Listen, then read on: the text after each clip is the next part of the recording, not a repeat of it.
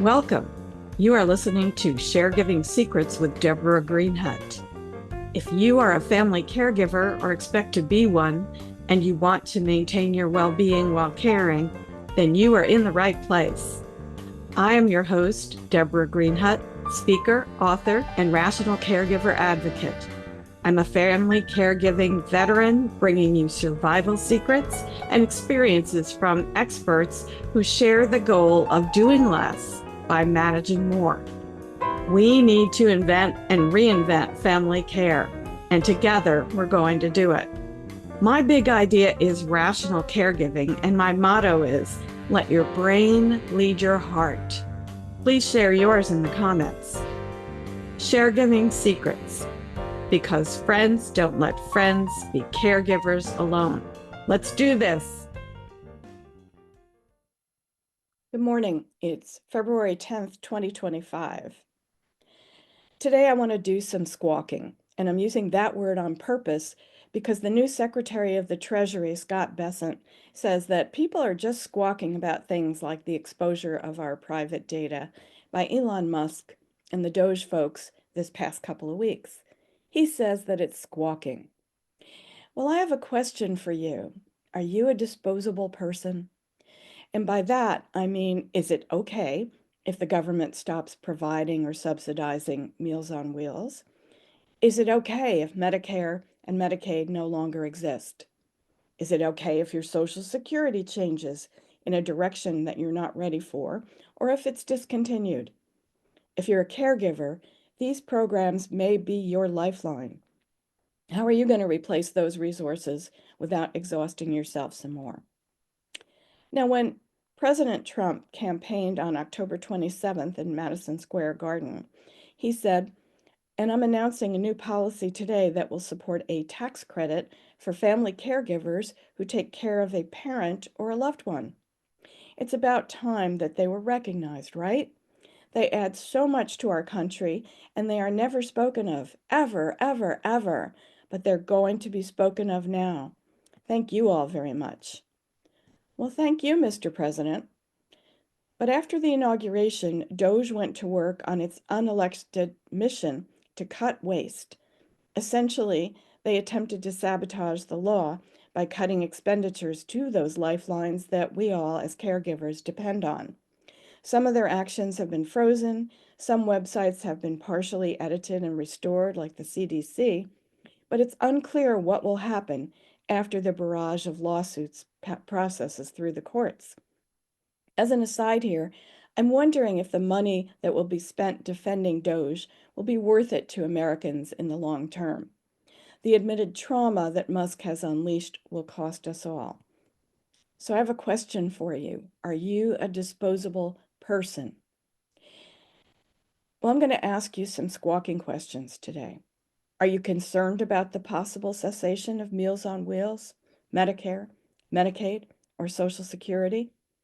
You may think that these things probably won't go away. And true, they may exist in name, but the programs are going to probably be cut in a way that's really going to hurt caregivers and the loved ones they serve. So I want you to think about that. Now, President Trump campaigned on a promise about recognizing family caregivers. What evidence do you see that he really intends to do that? I still haven't heard anything about it yet. Part of me said, tax credits for family caregivers. That could be good. But the interesting thing is, of course, that many caregivers suffer so much financially that they might not even be on the tax rolls anymore. We know nothing about what the tax form is going to look like, but according to a tax lawyer, Jasmine DeLucci, we don't know how family caregiving will be defined. How many hours do you have to work to be one? What is your income apart from family caregiving? Or whether there'll be a dwindling benefit depending on your income. Tax cuts for everyone will ultimately mean cuts in the services the government cannot afford to fund. So that's pretty circular. Again, Medicare, Medicaid, Social Security, Meals on Wheels, lower prescription drug costs. What are the priorities? And what kind of progress are we making if we take those out? We've already noted that people suffer food and medical insecurity in our land. Why would we want to contribute to poverty, malnutrition, and illness by removing the social safety net?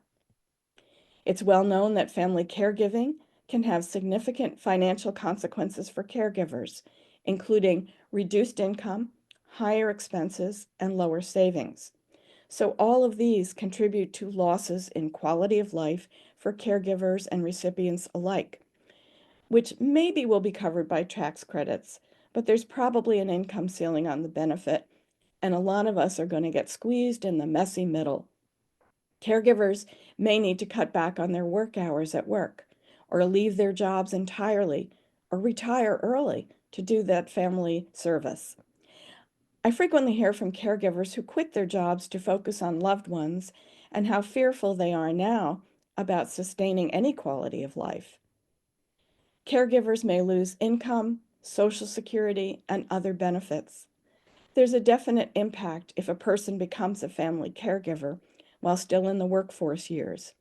Some caregivers, as elders, even must continue to work to maintain some kind of income to cover the expenses that aren't covered by a benefit or assistance. Women, who constitute most of the family caregiver population, have already been suffering from lower Social Security benefits and other inequities due to time spent on uncompensated child rearing. We love our children, but we're not getting paid to do it. Is it time to confront how we impose this burden at both ends of a woman's life, in her early child rearing years and later again in her elder caregiving years? Thrice or more married oligarchs probably don't have to worry about this too much, but the rest of us do. Caregivers will have lower lifetime earnings and retirement income, and all of that is going to impact the future if they survive the caregiving years. When it hits, caregiving, I mean, if you're an elder, say in your 60s or 70s, there's not much you can do about your income if you must stay home to help.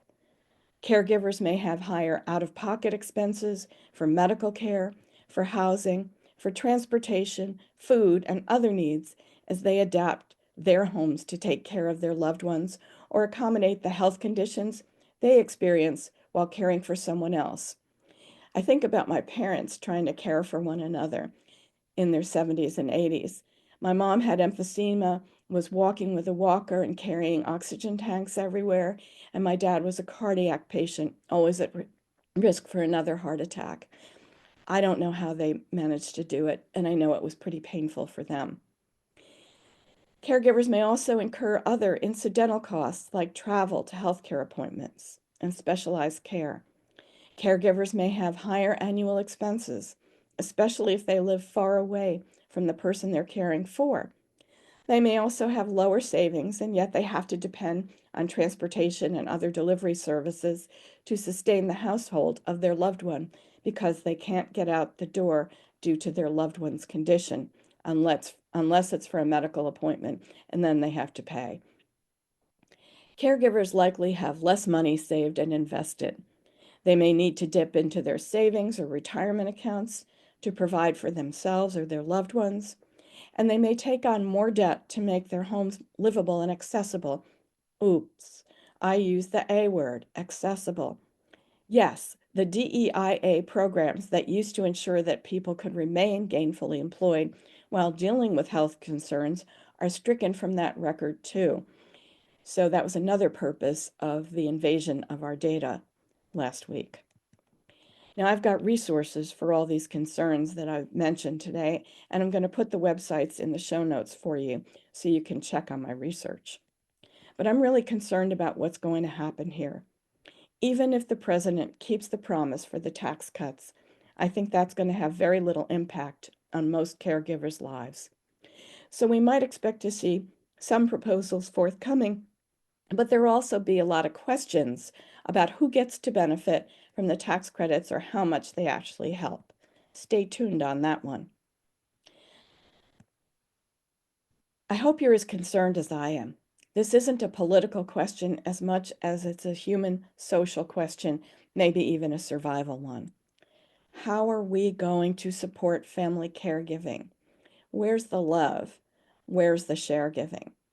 Most of us will either need or be a caregiver before it's all over. And if that doesn't say something fundamental about a social need that needs to be met, I don't know what does. So whether they've restored these programs on the websites they took down, you can look around to other websites to find some of the supplementary data and information. For example, the American Medical Association, the AMA, is now listing the reports about avian flu and the spread, so you can find that information there.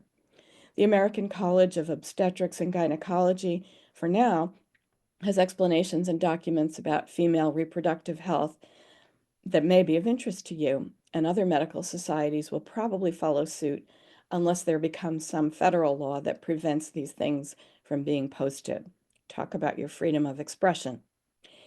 It's vital to our healthcare interests and our caregiver interests. So yes, I am squawking today, and I hope you will squawk too. Get your pencil out, use your computer, however it is you're going to do it, but write to your congresspeople, write to your representatives in your state and federal government. Make sure that they're aware that you don't like this if you're a caregiver, because there's no reason on earth that you should like this. And that's the way I see it today. It doesn't have to be a long letter. It can be a very short note, but let them know what you don't like. I'm coming to you with a head cold that I've had for 2 weeks and been unable to think straight. And I apologize for my voice this morning, but I thought it was important to speak up and let you know that this is going on. You may have a lot of other things to do as a caregiver, but if you don't act now, the things you count on to make sure that your loved one is safe are probably going to go away. And I am not just squawking. I'm not merely being an alarmist either. For a few hours the other day, many of these programs were frozen and services were stopped. You can let me know in the comments what you think about this issue. Do you think the government's going to protect the programs that you need to survive as a caregiver? Are those tax cuts really something that you want? Is that going to help you? We need to know, and we need to speak up about it. Thank you for lending your voice to this cause. Whether you put it in the comments or you write to your congressperson, we all need to say something. We all need to do something. Thank you for joining me today on the Share Giving Secret, How to Survive Family Caregiving. I love sharing these insights and stories to empower you on your caregiving journey.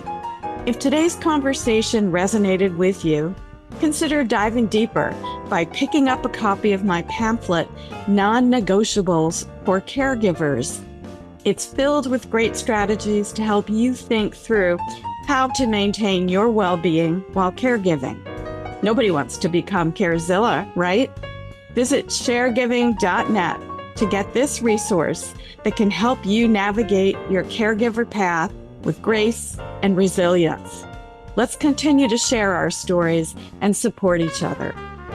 Until next time, keep sharing, keep caring, and remember, you're not alone on this journey. Thank you.